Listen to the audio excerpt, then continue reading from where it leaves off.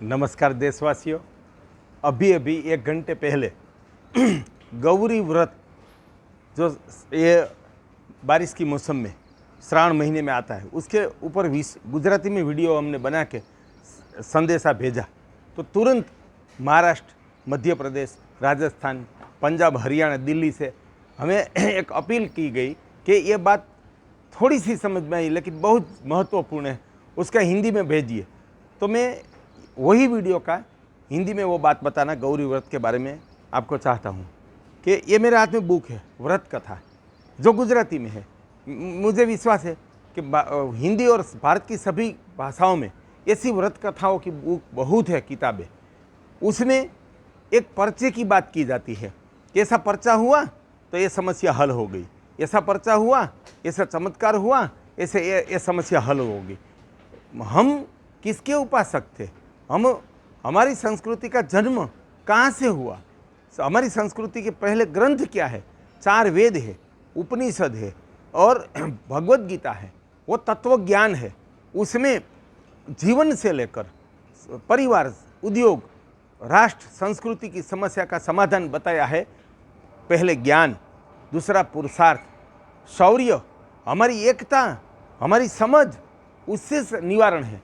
दुर्भाग्यवश ऐसी विश्व प्रेरक, विश्व की पहली संस्कृति, पहले शास्त्र की प्रजा को भ्रमित किया गया और अपने निजी स्वार्थ के लिए, अपनी प्रसिद्धि के लिए और ऐसी व्रत कथा जैसी एक काल्पनिक उपजाऊ बात बताई गई। हमारी गुजराती किताब में एक ऐसी बात है कि श्रावण सुद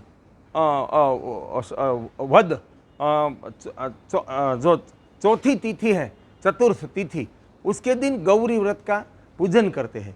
हर एक गांव में महिला गौरी व्रत करती है और सारी महिला इकट्ठी होकर गाय की पूजा करती है। उसमें जो ब्राह्मण आता है, कथाकार आता है, वो कथा सुनाता है, नहीं है तो कोई महिला कथा सुनाती है। उसमें ऐसा कहते हैं कि एक धर्मनिष्ठ परिवार है, उनकी सास और बहू व्रत करती है गोड़ चौथ का, और सास नदी स्नान करने जाती है तो बहू को बताती है कि तुम घौला खाने के लिए बनाने रखना। और घौला का मतलब गेहूं है।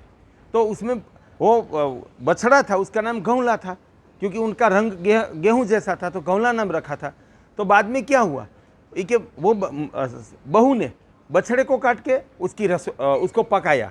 सांस आई, बहुत आघात हुआ और वो जो मटका था बर्तन, उसको मिट्टी का, उसको जो हमारा खाद का ढेर होता है उसमें गाड़ दिया। बाद में गाय जो गौचर में गई थी घास चरने, वो आई, उसको पता चल गया कि उसके बछड़े को मार दिया गया है। तो उसने जो गोबर का ढेर था उसमें अपने सींग से खुदाई की और उसमें से जिंदा बछड़ा बाहर आया। और बाद में गांव की महिला सब आ गई वो पूजन करने के लिए। उन्होंने घर बंद कर दिया तो बाद में महिलाओं ने बाहर ही पूजन किया। सास बहू ने अंदर से वो देख लिया, बाद में वो भी उसमें शामिल हुई।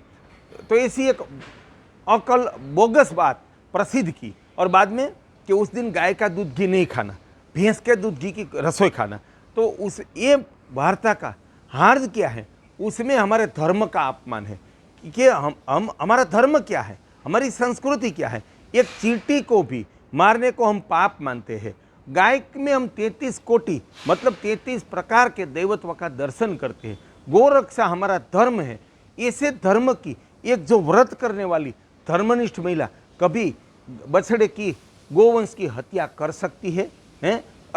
मान लो कोई विधर्मी करता है तो हमारे रोंगटे खड़े हो जाते हैं, हमारा कलेजा जल जाता है। तो ऐसी संस्कृति की धर्मनिष्ठ महिला कोई अबुद्ध नहीं है, कोई हीन वृत्ति की नहीं है, धर्मनिष्ठ है, खुद ने व्रत किया है। व्रत करने वाली स्त्री, गाय का व्रत करने वाली स्त्री कभी गाय की हत्या कर सकती है? तो इसी बात में हमारी संस्कृति का अपमान है, हमारे धर्म का अपमान है, गाय माता के प्रति हीन भाव है और हमारी सन्नारी का अपमान है। क्या भारतीय संस्कृति की महिला ऐसा दुष्कृत्य कर सकती है? वो हमें सोचना चाहिए। तो ये सब अपनी प्रसिद्धि पैसे के लिए ऐसी कथा लिखी जाती है। हमारी गुजराती में है एक वैभव लक्ष्मी व्रत, मैंने देखा है, मेरे मित्रों की 2-3 बहुओं ने किया, मेरे परिवार सगा संबंधी 2-3 महिलाओं ने किया। वैभव लक्ष्मी व्रत, लेकिन उसके घर में 1 रुपये की बढ़ोतरी हुई, वैभव बढ़ा, ऐसा मैंने देखा नहीं है। ये सब वैभव बढ़ाना है तो हमें सोचना होगा, हमें ज्ञान प्राप्त करना होगा, हमें मेहनत करनी होगी। हमने जो हमें हानि करने वाले रिवाज है, व्यसन है तंबाकू शराब का, जो अंधश्रद्धा का रिवाज है, वो सब हमें छोड़ना होगा, तब हमारे घर में वैभव या लक्ष्मी का वास होगा। तो ऐसा ज्ञान दिया नहीं जाता है। वैभव लक्ष्मी की कथा सबको सुनाई जाती है और प्रजा कमज़ोर अज्ञानी हो जाती है और अज्ञान के अंधकार में डूब जाती है। तो सबसे ऐसी कथा करने वाला, चाहे कथाकार हो चाहे ब्राह्मण हो, वो पुण्य का काम नहीं करता है, पाप कृत्य करता है। हमें खुद की मोक्ष नहीं होगा, वो दूसरे को क्या मोक्ष दिलाएगा। तो ऐसी कथा करना वो अधर्म है, पाप है, हमारी संस्कृति की सन्नारी का अपमान है, नारियों का अपमान है। तो वो बंद कर दे, हमें व्रत बंद नहीं करना है। सभी महिला के अपील है कि वो जो गौरी व्रत है वो अवश्य करे।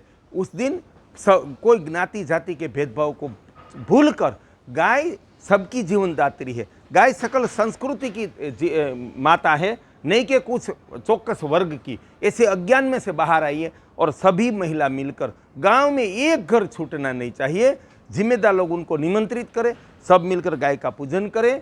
और उस समय गाय हमें क्या प्रदान करती है, गाय में क्या दिव्यता है, उनकी कथा ज्ञानी ब्राह्मण कथाकार विद्वान शिक्षक वो करे और वो सबको महिलाओं को सुनाए कि गाय में इतने दिव्य गुण है, गाय का दूध में इतने दिव्य गुण हैं, उसमें सुवर्ण है, वो सुपाच्य है।